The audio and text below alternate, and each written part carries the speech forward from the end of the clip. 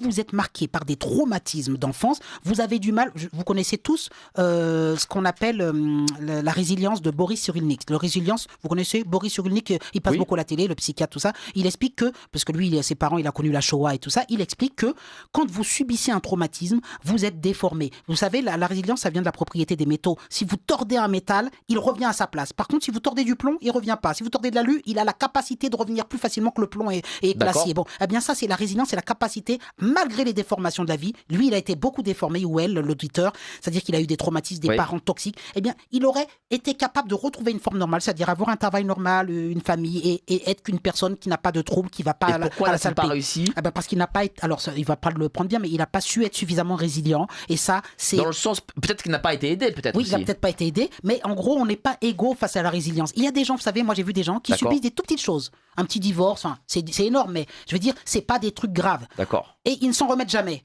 Et vous avez des gens qui subissent des trucs, qui sont violés, torturés, machin, et ils arrivent à avoir une vie normale. Donc, il nous parle de mère très violente, c'est quand même pas rien. Non, c'est pas rien du tout ce qu'il a subi. Mais il y a des gens qui sont plus résilients que ça. Pourquoi il n'a pas pu l'être plus? J'espère qu'il le prendra pas mal. Mais c'est un truc. Mais au moins, il trouve, Monsieur Dodine, il trouve l'équilibre par sa vie spirituelle et le catholicisme. Ça, c'est une grosse résilience. Ça, je ne vais pas faire de livre là-dessus. Mais c'est que moi, je crois que la spiritualité sauve beaucoup de gens. La chrétienté ou croire en quelque chose, la foi, ça sauve les gens. Hein. Donc ça, il a trouvé quelque chose pour... donc ça, c'est parfait. Voilà. Alors, la référence des étudiants en psychologie était, lors de mes études, le DSM-1. Nous en sommes au DSM-4. Non, au 5. Au 5. Ou DSM-5. Voilà, me met quand même le 5. Le nombre de maladies mentales a explosé, explosion sans doute liée à la mise sur le marché de nouvelles molécules. Oui.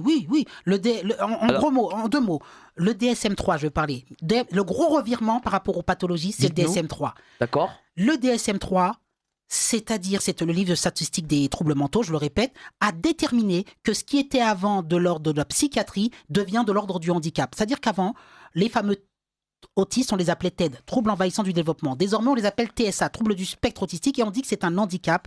Et bon, voilà, ça c'est en 2015. Vous avez aussi, en deux mots, vous savez, le trouble bipolaire. Vous avez entendu parler du trouble bipolaire. Oui. J'en parle aussi dans mon livre parce que c'est de la neurodiversité. Avant, ça s'appelait pas trouble bipolaire. Avant, ça s'appelait PMD, avant 1980.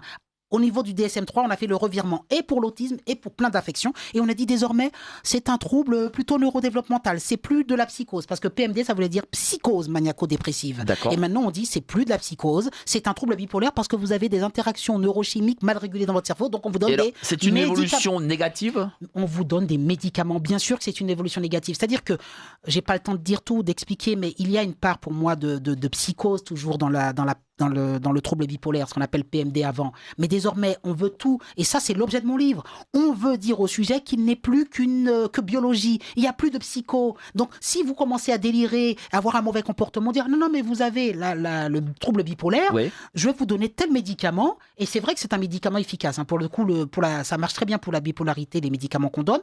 Mais du coup, on ne va plus analyser ce qui fait que la personne a ces moments de folie, d'accès et compagnie. On ne veut plus. Donc, effectivement, c'est une bonne question.